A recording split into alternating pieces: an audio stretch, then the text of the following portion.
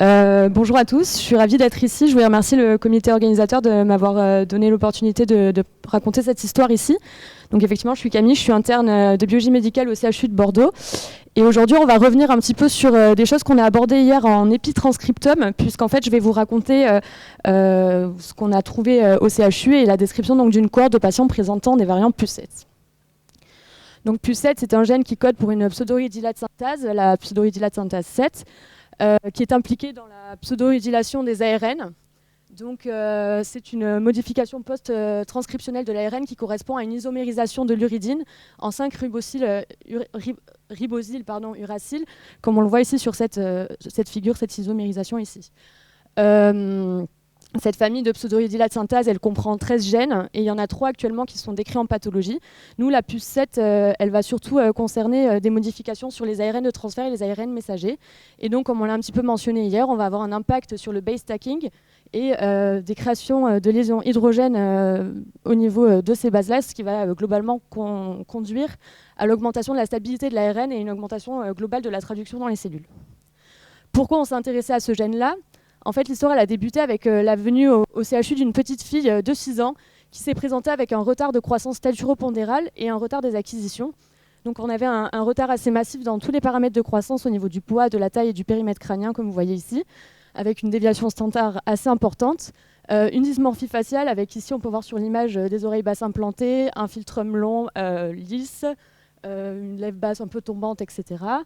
Le retard de développement était caractérisé par une acquisition de la marche assez tardive à 3 ans, toujours pas de langage acquis à 6 ans, et au niveau de son comportement, on avait des troubles du type auto- et hétéroagressivité, également des stéréotypies.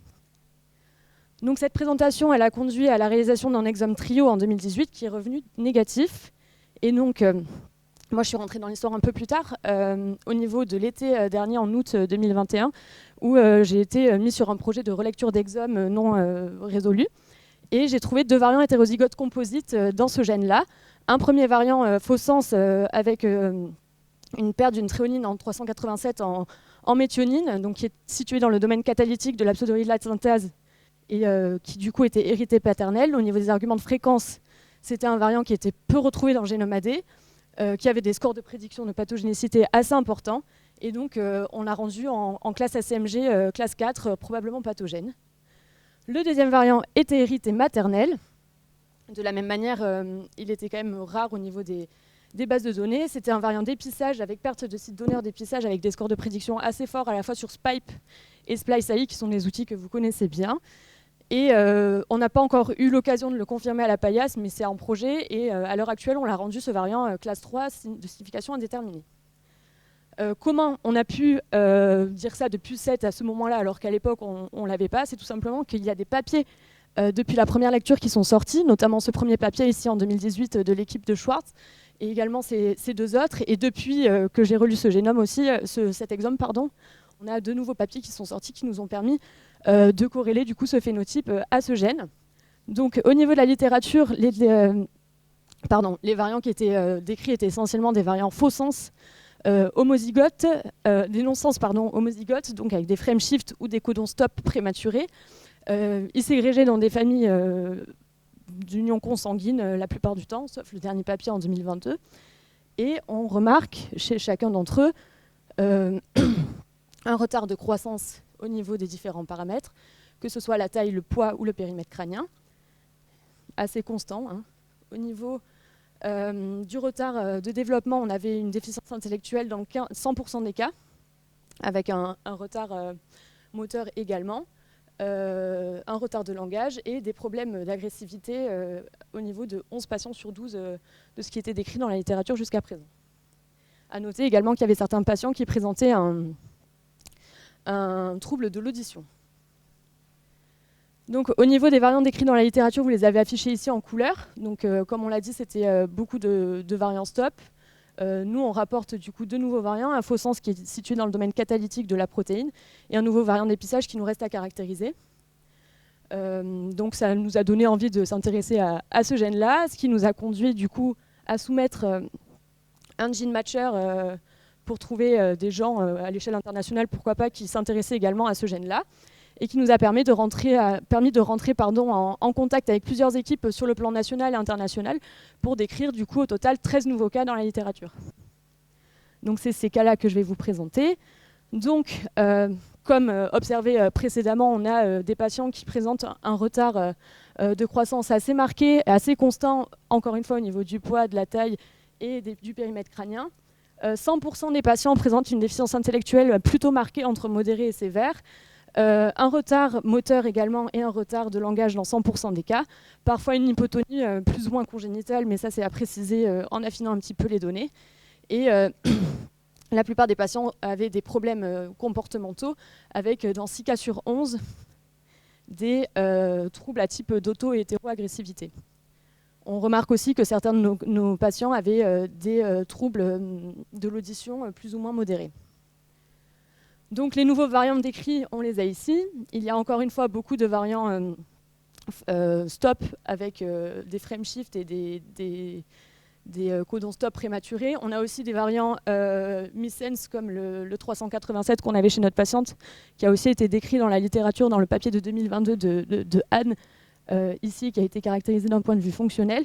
On rapporte un autre variant à ce niveau-là. On a aussi d'autres variants faux sens ici qui sont décrits, et c'est assez intéressant de noter que ces variants-là, ils sont plutôt conservés d'un point de vue phylogénétique et souvent situés dans le domaine catalytique de la protéine. Donc la question qu'on se pose maintenant, c'est quel est l'impact fonctionnel de ces variants, parce qu'effectivement c'est bien beau d'avoir des variants, mais qu'en est-il de la protéine? Donc, l'équipe de Schwartz en Israël avait publié dans son premier papier des données un peu fonctionnelles sur ces variants-là. D'abord sur des fibroblastes patients, où on voit bien que dans sa famille, avec le frame shift et la délétion de l'exon, on a une baisse de l'expression de PU7, et on retrouve la même chose au niveau du western blot. Et que ici, quand on fait une manip de pseudohydrylation sec, on a une perte du résidu de pseudohydrine en position 13 de l'ARN de transfert, qui montre bien que du coup l'enzyme elle n'est pas fonctionnelle et que du coup on a bien une perte de sa fonctionnalité. Une figure qui moi m'avait fait un petit peu sourire quand j'avais lu le papier à l'époque, ils ont modélisé ce frame shift là dans un modèle de drosophile, pour lequel ils ont un petit peu investigué le comportement, l'aspect comportemental de la mouche. C'est un petit peu rigolo. Et on remarque du coup chez un individu wild type qui se distribue entre 2 points d'intérêt que la distribution est plutôt logique. La mouche elle va d'un point d'intérêt à un autre en allant relativement droit. Alors que les variants frame shift ici et les délétions complètes du gène donnent lieu à des comportements complètement aberrants de cette drosophile. De la même manière, dans un environnement d'opposition entre 2 drosophiles qui seraient starving, donc qui seraient affamés, pour lesquels on mettrait une goutte d'eau avec un peu de sucre, les mouches auraient du coup tendance un petit peu à se battre, et les mouches qui ont des variants PU7 avec des codons stop prématurés ont tendance à passer plus de temps à se battre, et elles ont un win ratio qui est positif. Donc, si jamais vous connaissez des connaissances qui sont un petit peu énervées, il faudrait peut-être leur séquencer PU7. Mais...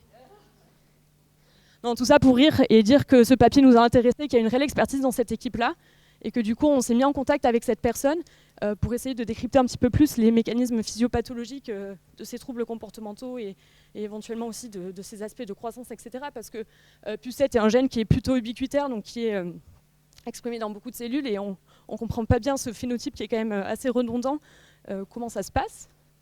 Donc on est en lien avec cette équipe, on a pu avoir accès à des fibroblastes sur des biopsies de peau des patients grâce aux cliniciens, et on envisage de faire un peu une approche multi-omics et de modèles animaux pour essayer de comprendre un petit peu mieux ce qui se passe.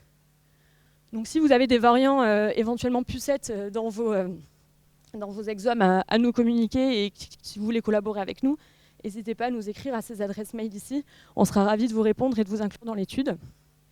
Et donc voilà, moi j'ai terminé. Je souhaitais remercier surtout l'équipe de génétique du CHU de Bordeaux pour son accueil, en particulier le docteur Vincent Michaud, avec qui je réalise ce projet, qui me soutient beaucoup dans cette histoire-là, les collaborateurs au niveau international qui nous ont confié leurs données, et puis vous pour votre attention, et je serai ravie de prendre des questions.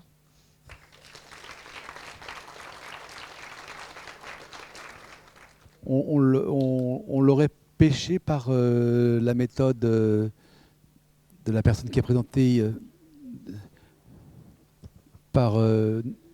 oui, on aurait pu la voir par... Des pieds transcriptomiques, vous voulez dire? Oui. Non. Oui. Bah, en fait, Clément, je sais pas si... Ouais. Ça serait intéressant. Après, les papiers sont quand même relativement récents. Non, et puis aussi par RNA transcriptomique. Hein, c'est par... Les papiers sont relativement récents, même si les signes cliniques sont assez constants. Je ne suis pas certaine que ce soit encore implémenté dans ces logiciels de priorisation de variants. Et en RNA transcriptomique, le problème, c'est qu'on n'a pas de signature pour l'instant connue. On ne connaît pas les mécanismes d'action en aval mis en jeu. Donc, comme la pseudo-résidylation est un phénomène qui est plutôt ubiquitaire dans les cellules et que ça se passe vraiment sur beaucoup de résidus ARN et qu'il y a beaucoup de motifs qui sont concernés, je pense que globalement, il y a des manips qui sont faites et qui montrent qu'il y a effectivement une baisse drastique au niveau cellulaire de la pseudo-résidylation chez ces variants-là. Le problème, c'est qu'il y a 13 gènes, il y a d'autres pathologies qui sont concernées par des variants sur ces gènes-là et qui n'ont pas forcément quelque chose à voir. Donc je ne suis pas certaine que ce soit quelque chose qu'on puisse en tout cas capter facilement sur des screenings d'épitranscriptomiques, quoi. En tout cas pas maintenant, peut-être après.